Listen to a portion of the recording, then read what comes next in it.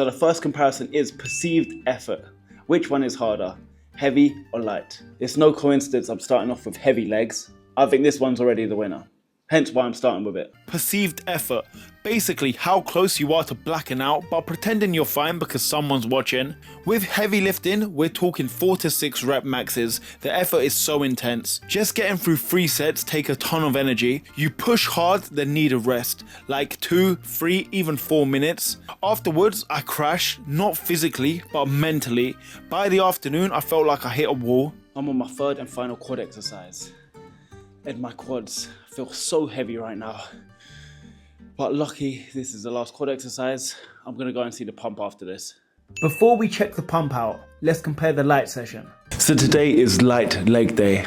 Massive contrast to what I usually do. I normally go 4 plates, 100 kg on each side. But today I'm only going for 2 25s and 110. So I'm exactly half in the weight, which I usually push. One pro to this, I didn't have to burn more energy loading the weight, which is always a good thing. But yeah, it's time to get on with this light leg day. Now with lighter days, 12 rep max minimum, still pushing to failure. The burn is there, but it's different. It doesn't leave me feeling wrecked. I could finish a set, rest a minute, and I'm ready to go again. It's work, but it's not draining in the same way. So yeah, both styles are tough, but the way they hit you, that's a whole different story. The legend Arnie once compared the pump to having sex. So it'll be rude not to compare which training style gives you the better pump. Let's talk about the pump. That feeling when your muscles are full, tight, and you kind of hope someone's looking. For some reason, the lighting came out better during the lighter pump pics, but I took the pump pics in the exact same place and tried to go for the exact same lighting. Visually, the light pump looks better across the quads, biceps, chest and shoulders. It makes sense though, more reps, more time under tension, more blood flow. The veins are up, muscles are full, and everything just looks more dialed in. But feeling wise, heavy training wins, no questions. The muscles feel denser, tighter, like they've been inflated from inside out. It's not always visually dramatic, but physically, the pumps hit hard. Give this video a thumbs up if you found it beneficial so far. Another comparison I'm going to be doing is muscle soreness. I want to see how sore the muscle is within a day or 3 of training them. So I've just woken up from a nap from that big leg day and my legs are in so much pain right now. The heavy lifting is normally my standard style of training. And normally I don't normally get DOMs a day or 2 after. Because I train early morning, I normally get a very fatigued quad by about the afternoon or the evening. But I'm curious to see how a slightly lighter leg day will make my legs feel across 3 days. And yesterday was the day of the heavy push day. And I'm holding the camera right now with my right arm. And my right shoulder is in so much pain. I'm actually sweating because of how fatigued it is. But that's a sign of a good session. Next up, muscle soreness, or I like to call it that glorious moment when you wake up and your body reminds you that you have muscles. And they're definitely not happy about it. With heavy lifting, I don't tend to get that full body 48-hour DOMs that make it hard to walk, but by the afternoon, I could definitely feel it. My legs feel heavy, like they've taken a real beating and are in recovery mode. It's not unbearable, but it's noticeable. Chest and shoulders though, that hit differently. The next day, just holding up my camera felt like a workout itself. My shoulders were fatigued and sore for at least a day or 2. So it's 3 days after a light leg day, 2 days after a light pull day, and 1 day after a light push day. And in terms of muscle soreness, it hasn't been too bad. Even holding up this camera with my left arm isn't too bad. I'd say the worst soreness out of all of them was push day DOMs. That's because I done more reps than usual. In terms of light leg day DOMs, I definitely didn't feel it on the same day like I do on the heavy training. And I personally feel like the leg workout wasn't a good one if I don't feel destroyed after it. And no nap was needed after a hard day of training. And that's always a plus. With the lighter sessions, it was much more subtle. I didn't feel much soreness even later that day. My chest felt a little tender, but nothing really impacted how I moved or felt. Light days, you know you trained, but the recovery feels way quicker and more manageable. So heavy days come with that deep lasting fatigue in specific areas. So one thing I am going to be judging this little experiment on is time spent in the gym. Inside this blue book, I have been recording the time I've entered the gym and the time I've left the gym. Because let's be honest, not everyone wants to spend all day in the gym. And timing is very important when it comes to training.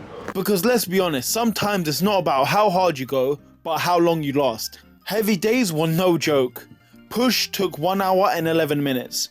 Back was 1 hour and 10, and legs a brutal 1 hour and 14 minutes. That's an average of 1 hour and 12 minutes per session. Now lighter days way quicker. Chest day clocked in at 54 minutes.